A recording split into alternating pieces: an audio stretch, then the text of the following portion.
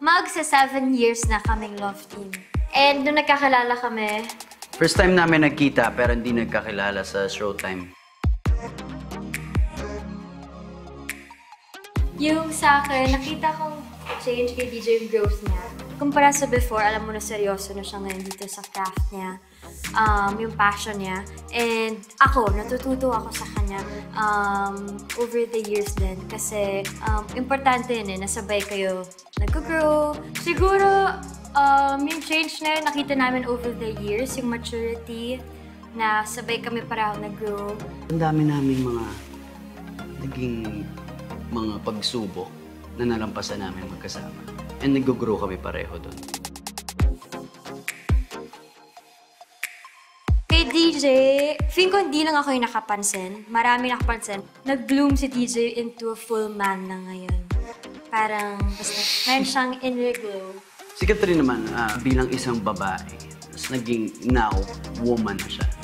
Meron siyang mga, kung anong gusto niya, ginagawa niya. At isa pa. As hindi lang yan. Hindi, mas dala niya na ang sarili niya. Kumbaga, alam niya yung look na dapat para sa kanya. Alam niya yung, siguro yung bagay na buhok para sa kanya, bagay na damit para sa kanya, bagay na makeup para sa kanya.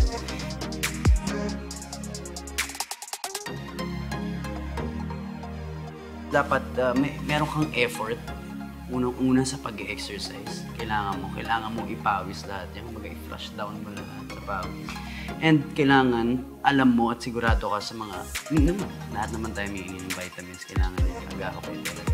Ako naman, mas naging conscious ako or mas naging particular ako sa mga ginagamit sa akin. And I make sure na kung ano yung gagamitin ko, safe na pwede gamitin ng mga batang fans ko and lahat. Now, mas particular ako with the products I use. And I make sure na hindi lang siya basta makeup, but also maganda siyang skincare for me. So, yun siguro yung tuturuan namin over the years. Take care of yourself and love yourself even more. Hi guys, this is Catherine. And I'm Daniel. And we love Front Row.